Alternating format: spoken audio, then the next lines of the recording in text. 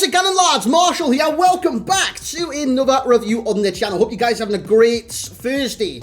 I think it's Thursday rewards today, so it is Thursday. Last night we got some UCL showdown for the final players.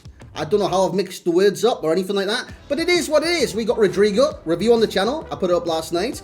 And we have this man, Fabinho. We've got the O's, Rodrigo and Fabinho. So, yeah, we're going to review Fabinho today. See if he's worth quite a drastic price, to be honest. You're looking at 460 and 470 on the Xbox and the PlayStation, respectively. And Rodrigo's like 100k less. He is literally 100k less, right? Because last night, I believe he was like 370 at the highest. But anyways, we're going to review the main man from Liverpool today, see if he's worth the coins, and have a look at him. See if he's worth the coins. That's the main one, right? Because everyone looks at this Fabinho and think, dude, he could actually replace Prime Moments Vieira. He could replace this player on my team, that player on my team, and be the ultimate defensive midfielder. And I wanted to see that for myself. I wanted to see it with my own two eyes. These ones. He's 6'2", medium-high work rates. Perfect for CDM, by the way. 4-star combo. Now, you look at these stats, right? If you're going to compare him to his striker version, he will have lesser stats in, I believe, shooting and passing. Maybe dribbling as well. But don't look into that. This guy's a CDM. So you look at the stats, right? That's going to suit a centre defensive midfielder. He's got it all. Literally everything. Even the height as well. Now, you look at some CDMs on this game. You look at, like, N'Golo Kante. He's not exactly the tallest in the world, is he? But he still plays that CDM position unbelievably well. You look at Declan Rice's team this season. For me, he's utterly insane in that position because he's got long legs. And what I mean by this is he's quite tall and he's got those long legs to do the interceptions even more effectively than N'Golo Kante, who's got to run to each kind of basis with his small legs because N'Golo Kante is simply smaller. But Rodrigo, man, he's 6'2" and he's got these stats. Imagine if he gets the upgrade. Remember with showdowns, if Liverpool do win the final, he's going to a 94. Simple as that. If they lose, he's staying at this 92. So that's kind of what I'm trying to find out today. If they lose, will he still be worth the coins? And of course, a lot with the showdowns is based on potential upgrades.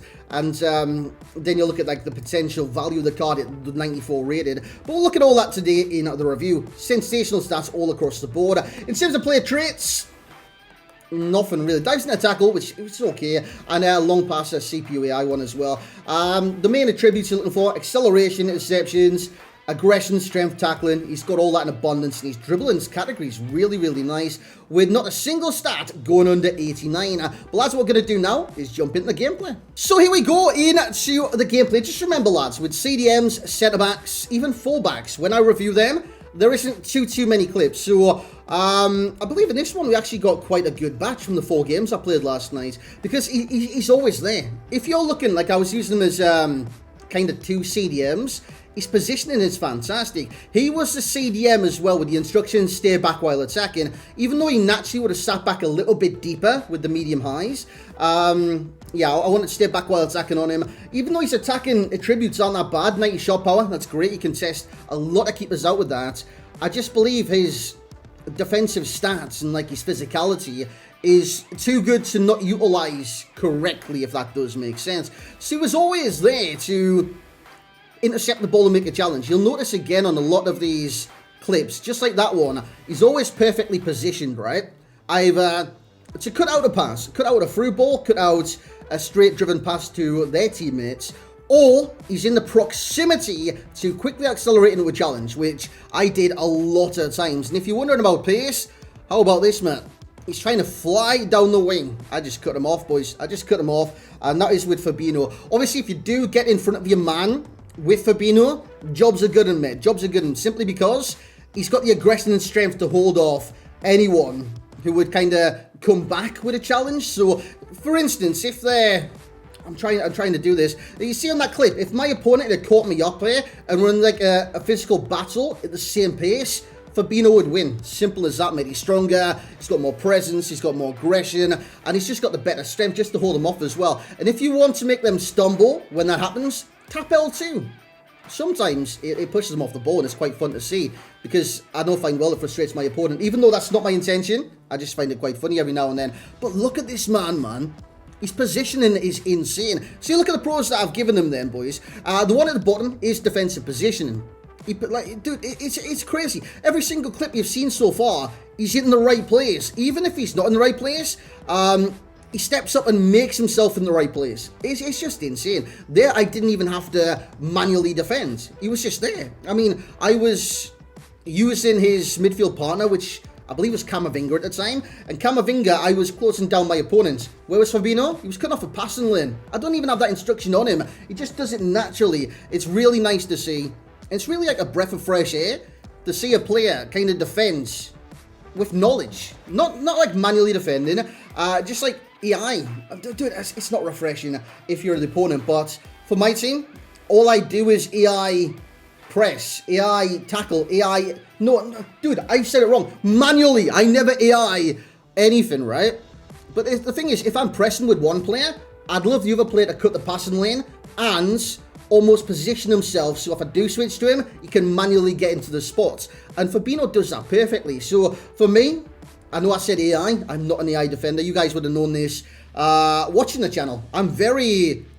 What's that word? Is it aloof? I'm very aloof when it comes to defending. Basically, I'm very reckless. And that's because CPU AI defending bores the hell out of me, man. I'd rather play the game and actually play it than play the game and watch my team see what they do. Like, I'd rather defend with my players selected at all times. Like there, I switched off Fabinho, went on the defender, and won the ball back. That's just what I do. I defend very recklessly on this game, and it probably harms me because CPU AI is so overpowered, it's ridiculous. But it's quite nice, you know, when you're manually defending with your secondary midfielder, CDM in this case was Camavinga, and all of a sudden, Fabinho cuts the other passing lane out and closes down the gaps. It's just really nice. So I've got his acceleration, tackling, interceptions, his ball control. I couldn't fit a B on there. And defensive positioning. All absolutely fantastic. Cons, for his position at CDM, there's no standouts whatsoever. So that being said, let's jump in to the summary. So there we have it then, lads. That was Fabinho in a nutshell, or in a review, as I like to say. He's good. He's very, very good. So the question that's always going to lie with this card, it's the value, right? And it's always difficult for showdowns to say whether they are value, because it's almost like it is a gamble whether to do these SBCs or not. You look at the SBC, right, and you think, oh, dude, he's very overpriced. He looks very good, but if he gets to 94, he could be worth the price. You know what I'm saying? It puts you in the doubt. I love showdowns. I love doing them, then watching the match and think, oh, yes, my Fabinho, my Rodrigo's going to get upgraded. But the thing is, when they're this price, it's like, dude, I don't know if I want to do that. And then when you miss it out, it's like, oh, dude, I should have done that. It's one of those things where it gets you in like a catch-22. And he is very smart with this, by the way, very smart. Because they've bolstered his stats a lot. And for his position, he's got pretty much everything you need for that position. Everything you need for a CDM. And I think if he does get a +2, it's going to be insane. Now, what they actually normally do as well is change the dynamics when the team wins the cup. They've actually done this in the past with RTTFs, road to the finals. I remember Van Dijk. One year, Van Dijk had the trophy in his dynamic image, and they pushed the price up because he was tradable at the time quite a lot. So, will they change Fabinho's dynamic image? Should Liverpool win the UCL? Or Rodrigo's if Real Madrid win the UCL? I have no idea when it comes to that. But again, it might be another factor in you guys complaining. Because, again, a lot of people love the cosmetics on FIFA. I prefer gameplay, of course. But like stuff like face scans, the kind of cosmetic things people love. So it is what it is. And I can't critique that. That's what they enjoy FIFA for. That's what they enjoy FIFA for. Simple as that. So yeah, when it comes to price, I've got to consider the potential upgrade as well. Which would be insane. Is it normally like a +2 across the boards? So, dude, he'll get even better. Simple as that. But anyways, I played 4 games last night. 0 goals, 0 assists. I wasn't playing in an advanced position where he would actually get those. He's playing CDM and nothing but a CDM. You've seen it by the gameplay. He did very well as well. 6.7 in the first game. I think I went over this with Rodrigo last night. I got smashed 4-0 in the first game. Hey, fair play to my opponent. He was amazing. So Fabinho didn't really have much of an input. 6.7. Then 8.8 and an 8.7. Very close ratings, those ones. I'd say passing is an 8. He's very good with the passing, especially from deep. Shooting 7. I mean, his finishing's low, but if you do get a chance, just smash it. Use the shot power, man, and blast it towards the keeper. He's got a 7 for dribbling. I know you're looking at it and thinking, dude, he's got like 89 in every single dribbling stats and above. But the thing is, he doesn't feel like 92 agility. You know what I'm saying? He's 6'2". He's a brute of a CDM. He's a physical presence. He doesn't feel like Fred. You know what I mean? He's not exactly super agile or anything like that. So that is why he's getting a 7 there. A 9 for physicality. He's kind of let down by his jumping there. Only 86, but he is 6'2". Similar cards. We've got Tonali, Vieira, and Declan Rice. I will say he's most similar to Vieira. So that's the direct comparison you'll want to use. Do I believe he'll be better than Vieira in game? No. I've used that Moments Vieira a lot of times as well. Moments Vieira is a very useful player in this game as well. Amazing presence in the midfield. Similar to Fabinho, by the way. But the thing is, it gives you more links. He gives you more team versatility as well. I believe Vieira is the better option right there. If you look at the Premier League as well, Declan Rice, I think he's very cheap for a tots. And if you're on a budget, I'd probably just go Declan Rice. And obviously Serie A, I've got Tonali there. Tonali's just an amazing CDM. And positioning-wise, I think it mimics almost what Fabinho has to offer. So those are similar cards. And if I had an option, if I had those cards, I'd be less tempted to do this card. Simple as that. I probably wouldn't do the card, to be honest. But overall rating for Fabinho, from myself, will be a 9.6. I thought he does offer, like, an amazing, like, service as a CDM. He's a brilliant CDM. He cuts out passes. He puts, like, he's almost like an enforcer in that midfield. He tackles hard. He plays hard. He gets the ball. Simple as that. You thought I was going to say play hard, didn't you?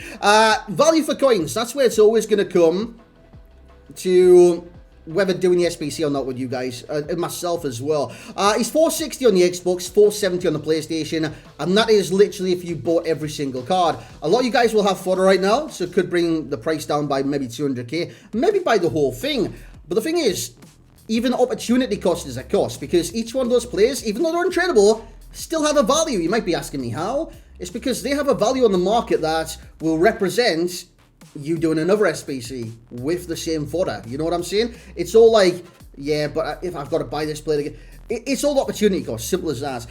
Value for coins for myself will be an 8.3. He's an amazing player. If you were to do him, you wouldn't regret doing him. I don't believe so anyways. Even if they didn't win the trophy, you wouldn't regret it. And he'd be very good for your team. And the bonus of the potential upgrades adds to the value, I think. Because if he does go at 94, you'd be like, oh, dude, I could have got one of the best CDMs in the Premier League. And you might question yourself. That's what these showdowns do, man. It puts you in like a catch-22, mine's 101, and he's crazy. Enjoyment rating will be a 9.0 for myself. Defensive positioning was absolutely insane. And that's what I want you to take away from this review. His defensive positioning is bonkers. Literally like that Dizzy Rascal song.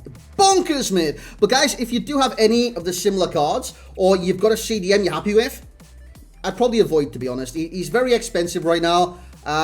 Obviously, the potential for an upgrade is there, but that's what they want you with showdowns.